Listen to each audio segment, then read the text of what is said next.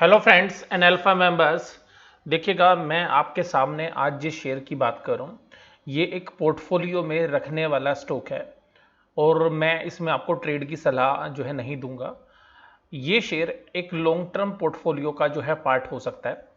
और long term portfolio मैं ये नहीं कह रहा कि 5 साल 7 साल, लेकिन अगले 2 से 3 साल के अंदर हमें इसका एक बेहतर भविष्य जो है नज़र आता है। इस कंपनी का नाम है Solara active pharma science limited.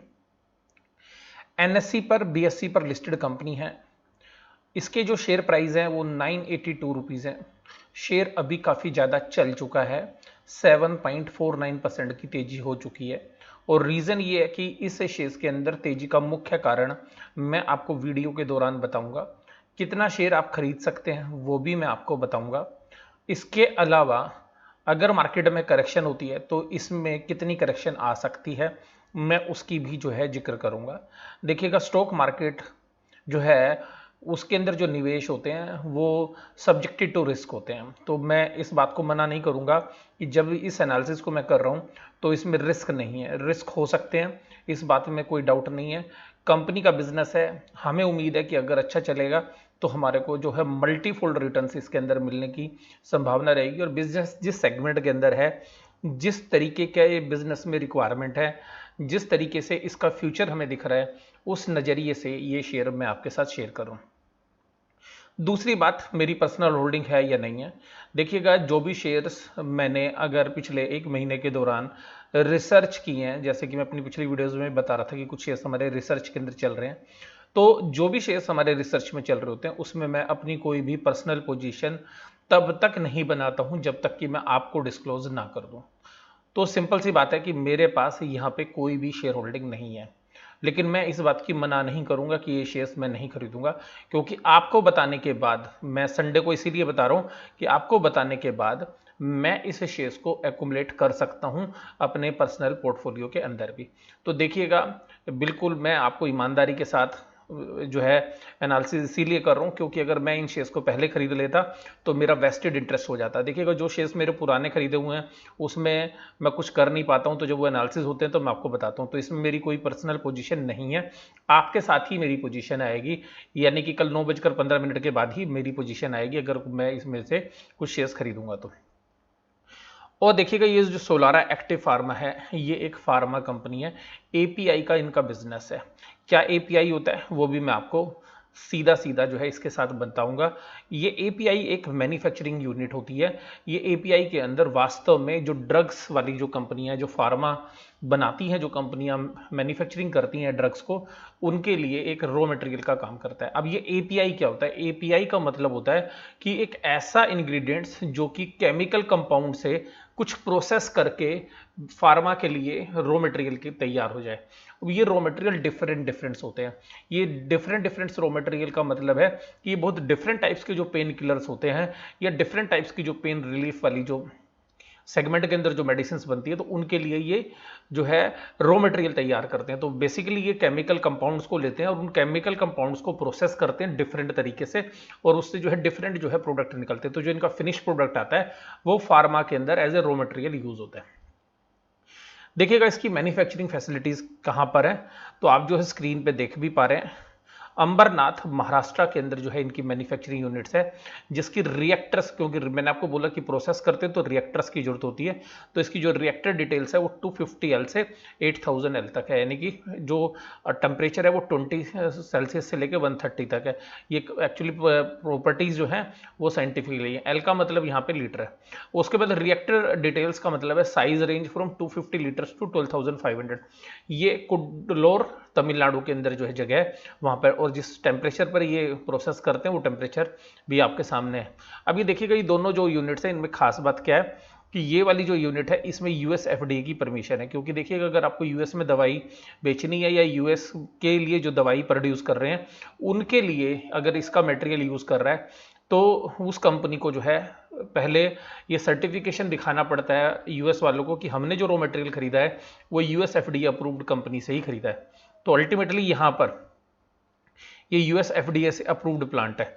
तो जो यूएस एफडीए से अप्रूव्ड प्लांट होने की वजह से इनका जो माल बनता है उसके लिए जो है इंडियन फार्मा कंपनी जो एक्सपोर्ट के अंदर जाती हैं उनके लिए यहाँ पे खरीद पाना जो है आसान हो जाता है। इसी तरीके से ये वाला प्लांट है, ये भी यूएस एफडीए से अप्रूव है। और जो बाकी जो जिन जिन कंट्रीज में भेजते हैं ये, जैसे कोरिया है तो कोरिया, जापान है तो जापान, या वहाँ के जो रेगुलेटरी हैं मेडिकल के अंदर, उन रेगुलेटरी से पास है। तीसरा है मंगलुरु के अंदर जो कर्नाटका के अंदर है, और ये जो प्लांट है ये भी जो है यूएस एफडीए से अप्रूव है। ऑस्ट्रेलिया से भी, कोरिया से भी, और बाकी जिनेवा जो डब्ल्यूएचओ के डिपार्टमेंट्स हैं वहाँ से भी अप्रूव है। इसी तरीके से ये पौंडीचेरी के अंदर जो है प्लांट है, तो ये पौंडीचेरी वाला प्लांट है, ये भी यूएस एफडीए से अप्रूव है। अब इनकी कैपेसिटी भी आपको, उसके बाद इनके पास जो है चेन्नई के अंदर आर&डी सेंटर है और बेंगलोर के अंदर आर&डी सेंटर है। तो यहाँ पर ये टेक्निकल एक्सपर्टाइज या प्रोडक्ट सिलेक्शन का काम करते हैं। तो ये तो आपको पता चल गया कि कंपनी क्या करती है। अब बात आती है कि ये किस किस तरीके की मेडिसिन है। तो देखिएगा, आप देखेंगे जो स्क्रीन पे आप देख रहे हैं कि इस तरीके की जो मेडिसिन है उनके एपीआई बनाती हैं। तो ये जो एपीआई बनते हैं ये वास्तव में जो है ड्रग्स वाली जो कंपनी है वो इनको यूज़ करती है। इसी तरीके से आप देखिएगा काफ़ी अच्छी लिस्ट है। कुछ दवाइयों के नाम आपने जरूर सुने भी होंगे, जैसे ब्रूफिन है जो अभी आप यहाँ पे देख रहे हैं, ठीक है जी। और ब्रूफिन के भी अलग अलग जो है सोल्ट होते हैं, तो उसमें भी आप देखेंगे कि किस किस तरीके की जो चीज़ें। और एंटी इन्फ्लामेशन वाली जो मेडिसिन हैं वो भी इसके अंदर काफ़ी जो है बड़ी मात्रा के अंदर है, अगर आप यहाँ पे देखेंगे तो। उसके बाद यहाँ पर ये पूरी लिस्ट के अंदर आप देखेंगे तो काफ़ी दवाइयाँ हैं। अब देखिएगा ये है क्या कंपनी, तो ये यंग डायनेमिक एंटरप्रेन्योर्स है जिन्होंने बिजनेस शुरू किया। इसके अंदर देखिएगा कि जो लोग हैं ये कहाँ से आए हैं, कहाँ से इनको जो है बिजनेस मिला है। तो वो स्ट्राइड सासुन नाम की जो कंपनी है वहाँ से इनको जो है एपीआई की एक्सपर्टाइज मिली है। और इसके अंदर सीक्वेंट साइंटिफिक जो कि एनिमल के जो है एपीआई बनाती है उसकी भी इसके अंदर होल्डिंग है, तो वहाँ से भी जो है ये अपनी रिसर्च जो है लेके आए। और इनके पास 140 जो है साइंटिस्ट हैं जो भी वर्किंग है। 5 एपीआई मैन्युफैक्चरिंग फैसिलिटीज़ हैं जो मैंने भी आपके साथ डिस्कस की। 2 डेडिकेटेड जो है इनके पास आर&डी प्लांट है, तो रिसर्च एंड डेवलपमेंट प्लांट के साथ। अब देखिएगा इनका जो पूरा बिजनेस है 1920 में कहाँ से आया। इनका जो पूरा बिजनेस है 1920 में आया, 7% ऑफ द टोटल रेवेन्यू आया न्यू प्रोडक्ट से। टॉप 10 कस्टमर्स जो हैं वो 50% रेवेन्यू देते हैं। तो ये नहीं है कि एक ही कस्टमर पे जो है डिपेंडेंस है, तो 10 कस्टमर से हैं। टॉप 10 कस्टमर्स 75, 77 और 8 new market assessed for 6 existing products. 4 नए प्रोडक्ट्स जो है इन्होंने कमर्शलाइज किए, और अभी और भी इनके पाइपलाइन में मैं आपको बता दूं तो इन्होंने बहुत सारे अप्रूव करा रखे हैं अभी भी। इसके बाद देखिएगा मैं इस सेक्टर के अंदर क्यों बुलिश हूँ, आप ध्यान रखिएगा। ऐसी कुछ ही कंपनियां जो इंडिया में इस तरीके के जो एपीआई वाले बिजनेस के अंदर है। तो आपने देखिएगा यहाँ पर कुछ और भी कंपनियां हो सकती है, मैं मना नहीं कर रहा हूँ। और ये कंपनी जो है ड्रग्स जो है जो बनाती हैं उनको जो है एपीआई जो प्रोड्यूस करती है वो जनरली इंसानों से संबंधित है। और यहाँ पर जो पशुओं से संबंधित सीक्वेंट लाइफ साइंस और सीक्वेंट साइंटिफिक है उसके शेयर प्राइस में भी देखिएगा अच्छी मूवमेंट आई है। तो वो शेयर भी जो है अच्छा शेयर है, मैं उसके बारे में भी आपको यही बोलूँगा क्योंकि कुछ लोगों के सवाल आते हैं मेरे पास। अब देखिएगा यहाँ पर इस के अंदर ये जो बिजनेस है यहाँ पे चाइना से गवर्नमेंट ने रोक लगाई है। अब चाइना से गवर्नमेंट जो है रोक लगा रही है तो उसमें एपीआई भी बहुत बड़ी मात्रा में इंडिया में आता है चाइना से। तो क्योंकि चाइना में जो केमिकल प्रोड्यूस होते हैं उन केमिकल्स के ऊपर जो प्रोसेस करते हैं तो प्रोसेस करके वहीं से एपीआई आता है, और वो एपीआई जो है इंडियन ड्रग्स के अंदर आता है। और पिछले 3 महीनों के दौरान क्या हुए हैं कि एपीआई के प्राइस बहुत तेजी से बढ़े हैं, जिसकी वजह से हमारी जो फार्मा कंपनीज है उन्होंने भी अपनी मेडिसिन के प्राइस बढ़ाए हैं। तो अल्टीमेटली जो एबिलिटी ऑफ रॉ मटेरियल है चाइना से कम होने की वजह से इस कंपनी ने भी अपने ड्रग्स के प्राइस यानी कि जो एपीआई के प्राइस हैं वो बढ़ा दिए हैं, और जिसकी वजह से इनका जो प्रोडक्शन है वो जो है अपना फुल स्विंग के ऊपर काम कर रहा है। और ऐसी उम्मीद है कि अगर गवर्नमेंट इस तरीके की रिस्ट्रिक्शंस लेती है तो इसमें और भी जो है ज़्यादा इनके पास चीज़ें आएंगी। और देखिएगा ऐसा बिजनेस है इसके अंदर जो है एंट्री बैरियर्स है, कोई भी जो बिजनेस है वो आके सीधा सीधा इस तरीके से नहीं काम कर सकता। तो क्योंकि इनकी अपनी जो रिसर्च एंड डेवलपमेंट टीम है जो चीज़ ये प्रोड्यूस करते हैं वो दूसरा प्रोड्यूस नहीं कर पाता है। और दूसरी बात क्या है कि इनके पास अपना जो है क्लाइंट बेस है। तो ऐसा नहीं है कि किसी भी दूसरे प्लेयर के लिए जो एंट्री है बड़ी ईजी है, तो एंट्री बैरियर्स हैं इस बिजनेस के अंदर। अब देखिएगा अगर इसके फार्मा के अंदर पूरे बिजनेस की बात करें तो फार्मा के अंदर हम ऐसी उम्मीद जो है कर सकते हैं कि जो अभी 20 के अंदर जो है 1318 से जो है बिजनेस जो है मार्केट का जो साइज है 1518 तक होने की संभावना है 2023 तक। तो ऐसा मान सकते हैं कि जो ग्रोथ है वो आप मान के चलिएगा कि 6 से 7% के बीच में जो ग्रोथ इस बिजनेस में रहेगी। तो वहां से अगर 6 से 7% ग्रोथ रहेगी तो इस बिजनेस के लिए भी अच्छा ही रहेगा। अब देखिएगा यहाँ पर ये जो इसके प्रमोटर्स हैं किस किस तरीके से जो है शेयर्स रखते हैं। अब देखिएगा मोस्टली प्रमोटर्स ने अपनी होल्डिंग थोड़ी थोड़ी घटाई है, कुछ प्रमोटर्स ने अपनी होल्डिंग बढ़ाई भी। तो इंडिविजुअल प्रमोटर्स ने घटाई है, लेकिन करुणा बिजनेस सॉल्यूशंस एलएलपी ने जो है बढ़ाई है अपनी। तो यहाँ पर ध्यान रखिएगा ये जो प्रमोटर्स की होल्डिंग है इसमें ज़्यादा जो चेंज है वो ये है कि पॉजिटिव साइड के अंदर है। अब देखिएगा ये जो टॉप 10 शेयर होल्डर्स हैं जिनको जो अभी इस कंपनी के अंदर ओन करते हैं, एक नया इन्वेस्टर जो है साल भर के दौरान आया टीपीजी ग्रोथ एसएफपीटी फंड। तो एक फॉरेन इंस्टीट्यूशनल इन्वेस्टर है जिसने यहाँ पे 5.46% हिस्सेदारी ली है।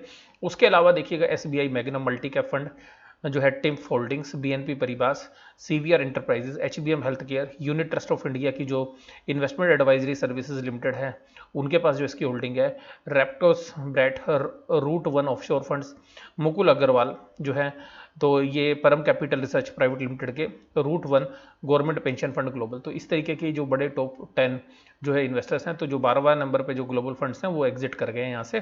तो यहाँ पे शेयर्स प्राइस के अंदर मूवमेंट भी बहुत ज़्यादा आई है, तो इस बात से भी जो है इनकार नहीं किया। अब एपीआई क्या होता है, तो देखिएगा एपीआई क्या है मैं आपको पढ़ के बता रहा हूँ। API and raw material are often confuse due to the similar use of the two terms. तो कहते हैं दोनों चीजों में ना लोग कंफ्यूज हो जाते हैं। What is the difference? Raw material refer to the chemical compound that are used as a base to make an API. जो एपीआई बनाने के लिए यूज होता है उसको आप बोलते हैं raw material. We purchase the raw material from we purchase raw material from raw material और केमिकल प्रोडक्ट्स। केमिकल प्रोडक्ट्स से लेते हैं जो raw material producer manufacture both in जापानी। तो जापान की कंपनी से मैंने डिटेल लिया, तो जापान एंड इंटरनेशनली दूसरी कंपनी है। When using the raw material as an API manufacturer we produce API in the large reactor in our plant. तो जो रिएक्टर की जो कैपेसिटी है उसके ऊपर डिपेंड करता है, रिएक्टर डिफरेंट तरीके के। तो API is not made by only one reaction from the raw material but rather it becomes an API via several chemical compounds। तो डिफरेंट केमिकल कंपाउंड से बनता है। तो ये जो सारी चीजें मैंने आपको बताई कि आपको पता होना चाहिए कि आप जिस कंपनी में निवेश कर रहे हैं वो किस तरीके की। अब बात करते हैं इसके शेयर प्राइस। तो शेयर प्राइस देखिएगा फ्राइडे के सेशन के अंदर कहां पर चले हैं, 7.5% की तेजी इसमें ऑलरेडी हो चुकी है। लेकिन मुझे ऐसा लगता है कि शेयर्स के अंदर तेजी अभी भी हो सकती है। लेकिन अगर आप इसको फंडामेंटली देखें तो जो है कुछ शेयर्स आप जो है मंडे के सेशन में ही जो है खरीद सकते हैं। उसके बाद आप इसको जब जब आप उसको नीचे मिले तब या एक पर्टिकुलर डेट पर शेयर्स को रख सकते हैं। अब ये जो सेगमेंट है, क्योंकि चाइना वाले इशू की वजह से भी बताऊं मैं आपको, तो यहाँ पर डिमांड आएगी। दूसरा जो सेंटीमेंट है इस सेक्टर के बारे में वो बड़ा पॉजिटिव है इन्वेस्टर का या ट्रेडर का। तो इस वजह से मुझे ऐसा लगता है कि इस बिजनेस के अंदर आने वाले अगले 2 से 3 साल के लिए जितने पीरियड के लिए मैंने आपको शेयर बताया है, यहां से मुझे लगता है कि कम से कम जो है डबल होने का जो दम है वो ये शेयर रखता है। और अब ये धीरे धीरे होगा, ये तेज होगा, ये तो देखिएगा आने वाला समय बताएगा। बट मुझे ये उम्मीद है कि ये एक बार शायद 1000 रुपए के पार अभी बहुत जल्द हो सकता है, क्योंकि केवल 1000 रुपए से 20 रुपए दूर है। और इसके जो 52 वीक हाई भी अगर आप देखेंगे तो 1000 से ऊपर के ही हैं। तो यहाँ पर जो सबसे खास बात है कि जिस बिजनेस को हम वैल्यू करते हैं कि वो बिजनेस किस तरीके से चल रहा है अभी, तो देखिएगा उसके लिए हम एक रेशियो देखते हैं जिसको बोलते हैं पैग। ये पैग रेशियो 1 से जितनी कम होती है उतना अच्छा होता है। तो ये जो पैग रेशियो है 0.36 पे है, तो ये इंडिकेट कर रही है कि अभी बिजनेस और तेजी से जो है ग्रो करेगा। तो अगर मैं आपको एक सिंपल सी बात बताऊं कि अगर आप एक शेयर की बात करूं जो भी आईपीओ आया था रोजारी बायोटेक, अगर मैं रोजारी बायोटेक, हालांकि वो डिफरेंट सेगमेंट के अंदर है, अगर उसके सामने कंपेयर करूं तो ये शेयर जो है मुझे आधे प्राइस पर मिल रहा है। हालांकि डिफरेंट सेगमेंट आधे से भी आधे प्राइस पे मिल रहा है, 1/3 प्राइस पे मिल रहा है। क्योंकि जिसकी जो उसकी ग्रोथ थी और जिस तरीके का उसमें बिजनेस के अंदर जो वैल्यूएशंस मिली थी वो बहुत ज़्यादा मिली हुई अभी भी रोजारी बायोटेक को। तो उसके मुकाबले में अगर हम ये देखें तो ये बिजनेस मुझे बहुत ही सस्ती वैल्यूएशंस पर मिल रहा है। अब देखिएगा यहां पर क्या इनका बिजनेस बढ़ा है? नहीं, इनका बिजनेस बहुत नहीं बढ़ा है, सेल ज्यादा नहीं बढ़ी है, लेकिन इनके मार्जिन्स बहुत बड़े हैं। तो मार्जिन्स के ऊपर सारा दारोमदार है। अब देखिएगा जो मार्जिन्स है यहां पर ऑपरेटिंग मार्जिन्स जो आप देखिएगा पिछले साल जून में 19.29 थे वो 24.05 हो गए। मार्जिन्स की वजह से प्रॉफिट बढ़ते आ रहे हैं। तो एक प्रीमियम सेगमेंट के अंदर ये कंपनी जाने लग रही है। अब दिसंबर में भी देखिएगा 22.6% के मार्जिन थे 19 के अंदर, जबकि 18 के अंदर ये 17.4% थे। तो आप देखिएगा यहां से ये मार्जिन बढ़े, यहां से ये मार्जिन बढ़े। मार्च 19 के अंदर जो मार्जिन थे वो हालांकि मार्च 20 में भी सेम रहे, लेकिन सितंबर 18 से अगर आप कंपेयर करोगे सितंबर 19 में तो यहां पर भी 5% के मार्जिन बढ़े। तो अल्टीमेटली हो क्या रहा है कि मार्जिन बहुत तेजी से इंप्रूव कर रहे हैं। और मार्जिन इंप्रूव करने की वजह से अगर आप ईपीएस भी देखेंगे तो 15.8 की जो है ईपीएस आई है, ये हाईएस्ट है इसकी ईपीएस। अभी तक जो भी इसने ईपीएस दिखाई है आज तक किसी भी क्वार्टर में, उसमें हाईएस्ट ईपीएस आई है, और जिसकी वजह से जिस दिन इसका रिजल्ट आया था इस शेयर के ऊपर 20% का सर्किट लग गया था। और देखिए अभी भी अगर हम नेट प्रॉफिट को ट्रेलिंग बेसिस पे बात करें तो 130 की और 48 रुपीज़ की हम ट्रेलिंग ईपीएस मान के चल रहे हैं कि ये आएगी।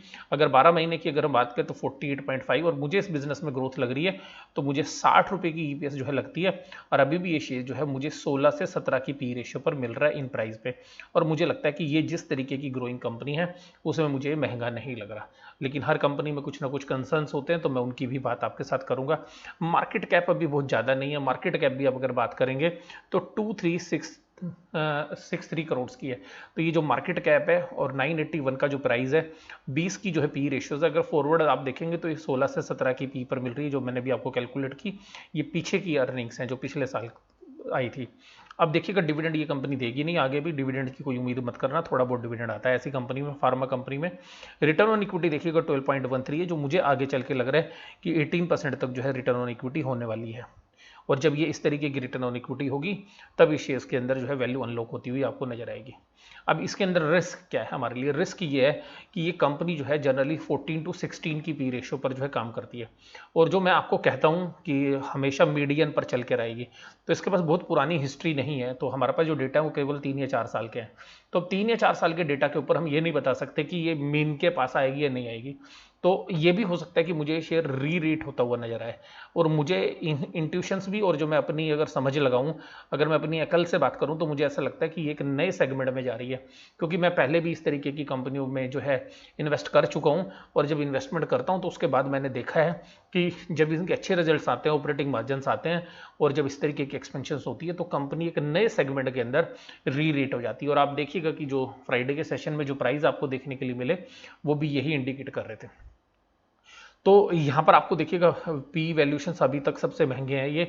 ये हमारे पास रिस्क है कि अगर किसी भी तरीके की करेक्शन आती है तो हमारे को 10-20% की करेक्शन देखने के लिए मिल सकती है, अगर शेयर जो है नीचे की तरफ आता है। तो मैं इस बात से मना नहीं करूँगा, बट देखिएगा मैं काफ़ी कॉन्फिडेंट हूँ, और मैं शायद इस शेयर को आपको बता ही दिया मैंने कि खरीदने जाऊँगा। तो लेकिन मैंने आपको पहले ही बोल दिया कि मैंने अभी तक नहीं खरीदा है, मैं आपको पहले आपको बताना था, उसके बाद ही मैं शेयर को खरीदूँगा। अब देखिएगा दूसरा जो कंसर्न है वो बड़ा, मुझे आपको भी लगता होगा खतरनाक, मुझे भी लगता है, बट मैं ज़्यादा वरी होता नहीं उसके लिए, कि प्रमोटर ने जो है 51% होल्डिंग अपनी प्लेस कर रखी है। अब ये प्रमोटर की जो होल्डिंग है, जो प्लेस है 51%, ये लोगों को डराती है। लेकिन देखिएगा मैंने बहुत बार ऐसा देखा कि जो कंपनियां होती हैं, जब वो शुरू की इनिशियल स्टेज में होती हैं, तो उनको जो पैसा उधार लेना होता है तो कंपनी के बेस पे उनको उधार नहीं मिल पाता, क्योंकि न्यू कंपनी है। तो अल्टीमेटली जो प्रमोटर्स हैं बिजनेस को लिस्ट कराते हैं स्टॉक मार्केट में, और अपने शेयर को प्लेस करके जो है लोन लेते हैं या पर्सनल गारंटी पे लेते हैं। और उसके बाद जब वो कंपनी ठीक होती है तो इस तरीके की जो है शेयर्स की जो प्लेसिंग है वो भी खत्म हो जाती है, और प्रमोटर धीरे धीरे करके अपना स्टेक भी बढ़ा लेते हैं। तो ये देखिएगा रिस्क तो है, मैं इस बात से मना तो नहीं करूंगा। स्टॉक मार्केट के रिस्क तो होते ही हैं, लेकिन अगर ये कंपनी इसी तरीके से अगर 2-3 साल चलती रही तो ये प्लेस शेयर्स आपको जीरो होते हुए नजर आएंगे या बहुत कम होते हुए नजर आएंगे, और प्रमोटर शायद अपनी होल्डिंग भी बढ़ाते हुए नजर आए। जो पॉजिटिव वो ये देखिएगा, जो डेटर से इनको जब नई कंपनी थी ये पैसा वसूल करने में 108 दिन लगते थे, अभी 63 डेज के अंदर इनको पैसा आ रहा है। और जिस तरीके से भी शॉर्टेज चल रही है इनके रॉ मटेरियल की, यानी कि जो ये एपीआई बनाते हैं, ये शायद मुझे आगे लगता है कि फर्दर और रिड्यूस होता हुआ नजर आएगा। और जब ये 30 डेज पर अगर आपका आता हुआ नजर आएगा तो अब आप देखेंगे कि इस चीज़ को दोबारा से री रेटिंग जो है मिल सकती है। अब इसी पैरामीटर पर अगर हम सेल्स की बात करें तो क्या ग्रोथ इसने डिलीवर किया वो आप खुद ही देखिएगा। मार्च के अंदर जो ये सेल करते थे ये 521 करोड़ की करते थे 18 के अंदर ना, और मार्च के अंदर 1387 की हो गई, और मार्च 2020 में 1322 है। यहाँ से चाइनीज प्रेशर था पूरा, अब हमें लगता है कि चाइनीज प्रेशर जो है ईज आउट होगा, और जिसकी वजह से मैं इस शेयर्स को भी जो है मानता हूँ कि आगे री रेट होगा। ऑपरेटिंग प्रॉफिट जहाँ 59 करोड़ के थे वो 19 में 214 करोड़ के थे, और यहाँ पे बढ़ के 257 के हैं। ट्रेलिंग बेसिस पे 279 के, और मुझे लगता है कि 21 के ईयर के अंदर ये 300 करोड़ के जो है ऑपरेटिंग प्रॉफिट्स को जो है पार कर जाएगा। ऑपरेटिंग मार्जिन ट्रेलिंग बेसिस पे 21% है। और देखिएगा अगर ट्रेलिंग बेसिस पर अगर ईपीएस है तो ये थोड़ा बहुत है, वेबसाइट का फर्क होता है, तो ये 49.98 दिखा रही है। अभी देखिएगा पुरानी कंपनी है नहीं। एक और कंसर्न है जो मैं आपको बता दूं कि देखिएगा बिजनेस में तो प्रॉफिट तो अभी 68% बढ़ा है, लेकिन शेयर डबल बढ़ चुका है 128%। तो ये रिस्क भी एक है। लेकिन मार्केट में जब आते हैं तो कभी कभी ऐसे रिस्क को देखते हुए हमें शेयर ही हाथ नहीं लगता, वो शेयर आगे चला जाता है और शेयर बाद में एडजस्ट होता है। तो अल्टीमेटली एडजस्ट क्यों होता है, क्योंकि जो ग्रोथ अभी 68 आई, अगर अगले साल 68 और आ जाएगी तो ये शेयर और आगे चला जाएगा, 128 से भी ज़्यादा चला जाएगा। और फिर हम ये सोचेंगे कि अभी तो ये मैच जब करेगा तब लेंगे, तब तक जब ये मैच करने के लिए आएगा तब तक शायद 2-3 साल हो चुके होंगे और शेयर शायद डबल भी हो चुका हो या उससे ज़्यादा भी हो सकता है। लेकिन मैं फिर भी ये कहूँगा कि आप जो निवेश करें तो अपनी सूझबूझ का जो है यूज़ करें। अब जो एक और कंसर्न हमें लगता है कि बैलेंस शीट के अंदर डेट बहुत है, लेकिन उसके साथ साथ एक अच्छी चीज़ भी मैं आपको बताऊंगा कि देखिएगा बिजनेस में मैं ये बोलता हूँ कि जो रिजर्व सरप्लस है ये 10% की रेट से बढ़ रहे हैं या नहीं बढ़ रहे, जरूर देखना चाहिए। अगर कभी भी ऐसी 20 की पी रेशियो वाला तो देखिएगा 10% से ज़्यादा ग्रोथ है इसकी, ओवर 10% है। यहाँ पर भी आप देखेंगे तो ये 15% से ज़्यादा की रिटर्न है इसके अंदर। तो ये जो रिटर्न्स हैं, जो आपकी बैलेंस शीट में जो चेंज आ रहा है, जो बैलेंस शीट की क्वालिटी इंप्रूव हो रही है, वो हो रही है नहीं हो रही है। देखिएगा बोरोइंग्स भी जो है इन्होंने यहाँ पे तो कम की थी, लेकिन अब बिजनेस फिर दोबारा से इन्होंने एक्सपेंड कर रहे हैं, तो यहाँ पे फिर दोबारा से बोरोइंग्स बढ़ गई है। अदर लाइबिलिटी या करंट लाइबिलिटीज की फिगर जो है रिड्यूस होती हुई नजर आई है। तो अल्टीमेटली डेट की पोजीशन जो है भी इंप्रूव होगी भी नहीं, क्योंकि अभी जिस तरीके से ये एक्सपेंड कर रहे हैं अपने बिजनेस को, तो ये जैसे जैसे अभी प्रॉफिट इनके पास आएगा तो इसको बिजनेस में ही दोबारा से री इन्वेस्ट करेंगे। लेकिन यहाँ से जो है आपको बोरोइंग्स जो है, जब बैलेंस शीट का साइज बड़ा होगा तो सेम बोरोइंग्स जो है आपको कम नजर आएगी, तो डेट इक्विटी भी जो है ठीक हो जाएगी। तो अब सारा दारोमदार इस पे है कि अगले 2 साल जो बिजनेस है वो कैसे चलता है। अगर बिजनेस जो हम उम्मीद कर रहे हैं अगर वैसे चला तो हमारे शेयर प्राइस डबल हो जाएंगे, अगर वैसा नहीं चला तो हो सकता है कि हमें 10-20% का नुकसान भी हो सकता है। लेकिन मुझे जो है काफ़ी उम्मीद है इससे। और ये जो है कुछ और इंडिकेटर्स भी जो हम चेक करना चाहेंगे कि जिन इंडिकेटर्स को हमें ध्यान से देखना चाहिए कि देखिएगा प्रमोटर्स जो है जून 18 में 36% ओन करते थे और आज देखिएगा ये 41% ओन करते हैं, 41.88 यानी कि 42%। ये प्रमोटर का जो कॉन्फिडेंस है ना, ये हमारे को खुद कॉन्फिडेंस देता है कि अगर प्रमोटर धीरे धीरे करके पैसा बढ़ाता जा रहा है, अपना लगाने वाला पैसा लगा रहा है, तो अल्टीमेटली हमारे को एक कॉन्फिडेंस आ रहा है। गवर्नमेंट की ओनरशिप इसके अंदर नहीं थी, लेकिन अभी कुछ स्टेट गवर्नमेंट्स के ऑर्गेनाइजेशंस ने पैसा डाला है। एफआईज की जो होल्डिंग है वो घट रही है, तो इसको आप कंसर्न मान सकते हैं, लेकिन एफआईज की जो होल्डिंग है उसी को प्रमोटर ओन कर रहे हैं। तो ये जो एफआईज हैं ये शुरू में जनरली एक तरीके से सीड कैपिटल लगाते हैं बिजनेस के अंदर, यानी कि इनिशियल कैपिटल लगाते हैं, या आप ये भी बोल सकते हैं कि एक तरीके की वेंचर कैपिटल लगाते हैं जब नया बिजनेस शुरू होता है, और बाद में जो बिजनेस ग्रो होता है तो वो उसमें से एग्जिट कर जाते हैं। तो ये उस तरीके की जो है एफआईज हो सकते हैं। इसी तरीके से डीआईज भी जो है सेम पैटर्न के ऊपर काम करते हैं। तो जो डोमेस्टिक इंस्टीट्यूशन इन्वेस्टर्स हैं उन्होंने जो है पैसा निकाल लिया, और इसका एक मुख्य रीज़न ये है कि क्योंकि म्यूचुअल फंड से भी कुछ आउटफ्लोज हो रहे हैं, तो वो भी जो है निकाल लेते हैं। और एक और भी बात है, क्योंकि शेयर्स के अंदर बहुत अच्छे प्रॉफिट देखने के लिए मिले हैं पीछे पास्ट के अंदर, अगर 6-8 महीने की बात करें तो भी देखिएगा एफआईज या डीआईज अपना प्रॉफिट बुकिंग जरूर से जरूर करते हैं। अगर आप इसी नज़रिए से देखेंगे कि भाई साहब उन लोगों ने महंगा बेच दिया और सस्ता खरीदा था, तो शायद हम निवेश ना कर पाएँ। तो मैं आपको यही कहूँगा कि आप जो है एक सिस्टमेटिकल तरीके से इसमें निवेश करें। सारा एनालिसिस मैंने आपके सामने कर दिया, अपने विवेक का भी यूज़ करें। और करीबन मैं आपको 23-24 मिनट की ये जो वीडियो आपके साथ शेयर कर रहा हूँ, ये मेरे ख्याल से इस चैनल के ऊपर इतनी बड़ी ड्यूरेशन की सबसे पहली वीडियो जो है आपके साथ होगी। पर वीडियो आप ढंग से देखिएगा और फर्दर भी रिसर्च करिएगा, फिर जो है निवेश का अंतिम फैसला करिएगा। आपको वीडियो कैसी लगी जरूर से ज़रूर आप मुझे बताइएगा। और जो है मैं इसे शेयर्स को देखिएगा एक्यूमुलेट करने का प्लान कर रहा हूँ खुद भी, तो लेकिन मैं आपको फिर डिस्क्लोजर के रूप में बता रहा हूँ, अभी तक मेरे पास नहीं है, लेकिन मैं इसको खरीदने का प्लान कर रहा हूँ।